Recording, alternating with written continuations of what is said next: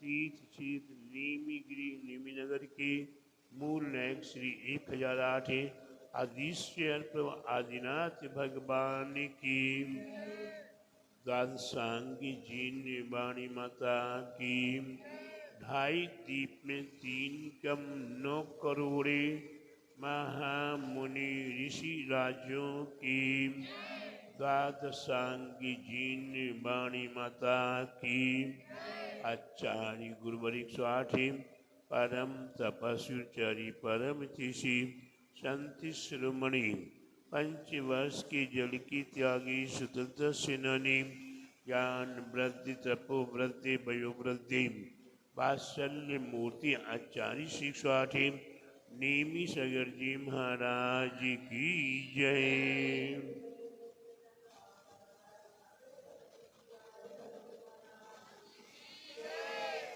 भव्यात्माओं, हम जगत संसारी प्राणी अपने आप में एक अज्ञान तुल्य है। कैसे हैं? अज्ञान तुल्य माने अज्ञानी है। हम भव्यात्माओं को ज्ञान की प्राप्ति करनी है, सम्यक ज्ञान की प्राप्ति करनी है। तो जिस प्रकार से बच्चे को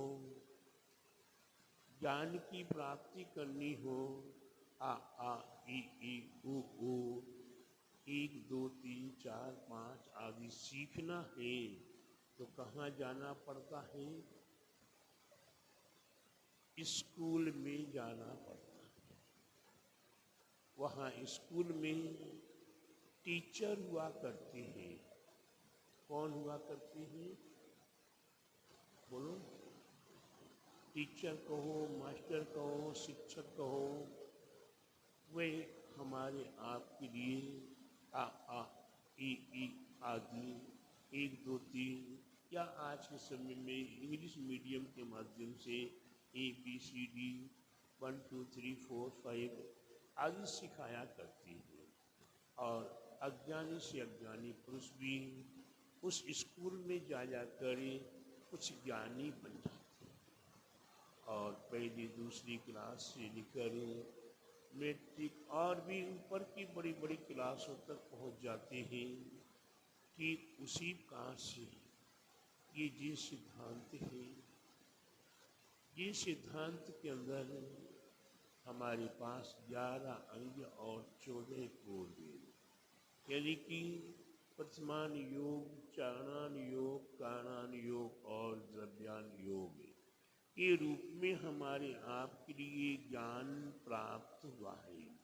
इस ज्ञान को प्राप्त होने के उपरांत जब तक हम इस ज्ञान का विधिवत अध्ययन नहीं करेंगे, क्या नहीं करेंगे? विधिवत अध्ययन नहीं करेंगे, तब तक हमारे आपके लिए ज्ञान की प्राप्ति संभव नहीं होगी। तो हमें इस ज्ञान को प्राप्त करने के लिए किसकी आवश्यकता हुआ करती है? जिनने इस ज्ञान को प्राप्त किया है, यानी कि हमारे वीतरागी गुरु जिन्होंने ज्ञान प्राप्त किया है, और उन्हीं के माध्यम से हमें ज्ञान की प्राप्ति हो सकती है। हम श्रावक हैं, हम अज्ञानी हैं, हम अबोध हैं।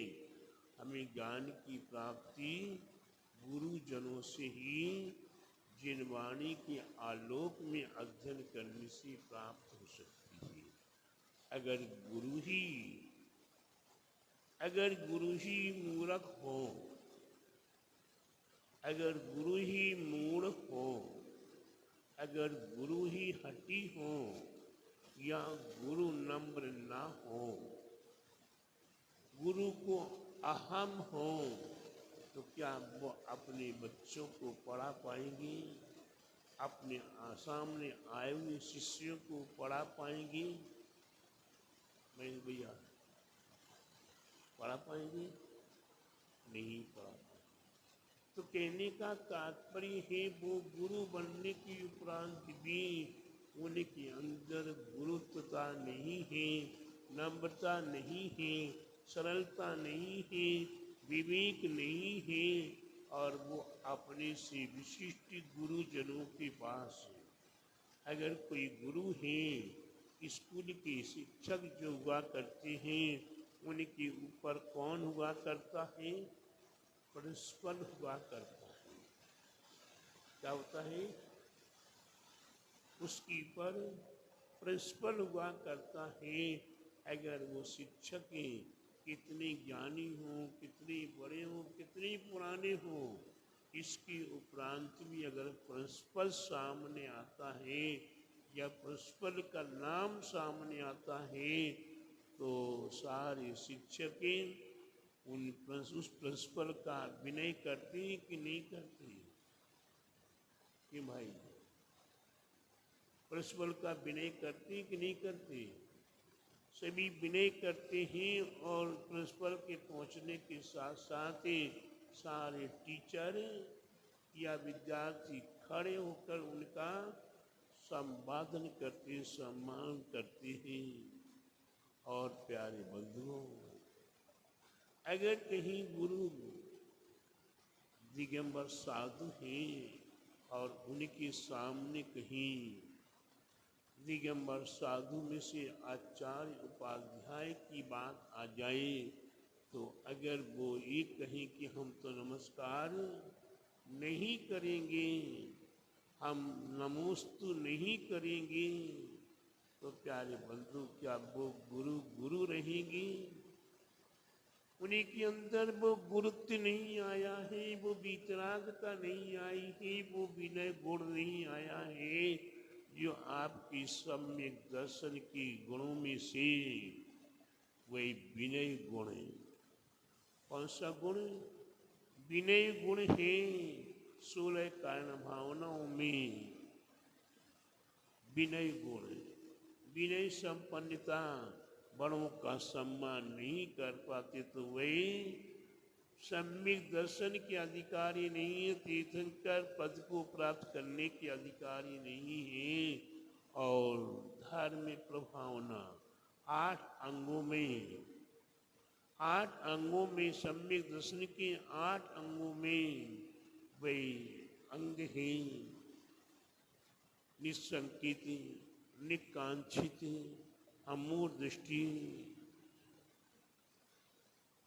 मूढ़ता, अमूढ़ता एवं वात्सल्य, प्रभावना, स्थितीकरण, उपभोगन।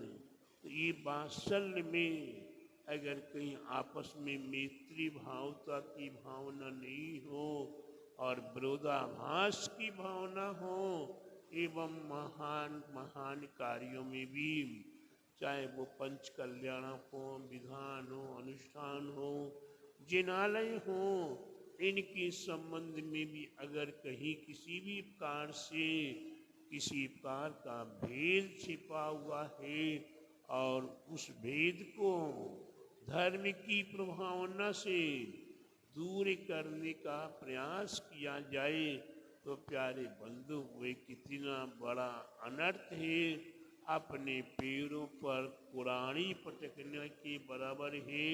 हमारे महान कुंद आचार्य हुए, हमारे कुंद महान आचार्य हुए, जिनने समय साल लिखा है, और समय सार की तीसरी गाथा के भावार्थ का अर्थ है कि मैं जो अपने आत्मा की अनुभूति से आपको बताने का प्रयास कर रहा हूँ, इसमें कभी आप भूल कर छल मत कर लेना।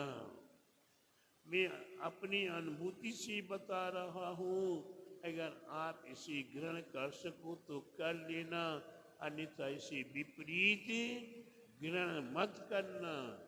क्योंकि हमारे कुंदाचार्य इतने महान, ये विधि क्षेत्र जाकर प्रभु की दिव्य देशना का श्रवण करके भव्य आत्माओं के सामने नम्र बन रहे हैं। हमारे सोमसेन आचार्य महाराज, हमारे अनेकों साधु संत जब जिनेंद्र भगवान की प्रतिमा को विराजमान करने की बात करते हैं तो कहते कि अरे भव्य आत्माओं, मैं आप सभी के सामने करबद्ध हाथ जोड़कर अनुरोध कर रहा हूँ कि मुक्ति रमा को प्राप्त करने के लिए आप कम से कम एक जिनेंद्र भगवान की प्रतिमा अवश्य विराजमान कराओ। हाथ जोड़कर भव्य आत्माओं से वे निवेदन कर रहे हैं। भव्य आत्मा कौन? सामान्य श्रावक जो है। अगर इन सामान्य श्रावकों में से अगर कोई दिगंबर साधु बन जाए, मान लीजिए पवन जी, अभी आप श्रावक हैं, आप किसी भी साधु के पास जाते हैं, आपको वो साधु आशीर्वाद देते, और अगर आपने दिगंबर अवस्था प्राप्त कर ली, मान लीजिए कि दया सागर जी के पास आप रोज आते हो और दया सागर जी महाराज से आपने दिगंबरी दीक्षा प्राप्त कर ली, अब आप और किसी अन्य संग के साधु के पास पहुंचे, वो साधु मुंह फैल लेते हैं, आपको देखने को तैयार नहीं हो, तो आपने ऐसा कौन सा गुनाह किया है जो वो साधु आपकी ओर देखने को भी तैयार नहीं है, आपसे बात करने को तैयार नहीं, दिगंबर दीक्षा नहीं ली थी, आप घोर संसार में फंसे हुए थे, आप नाना प्रकार की छल कपट कर रहे थे, नाना प्रकार से घर गृहस्थी के काम में पाप कर रहे थे, उस समय तो आपके साथ बड़े प्रेम से बात कर रहे थे, और दिगंबरी दीक्षा दया सागर जी से ले ली, तो अब आपसे बात का आपकी ओर देखना भी मंजूर नहीं है। प्यारे बंधु, ये जिनालय इतना विशाल बना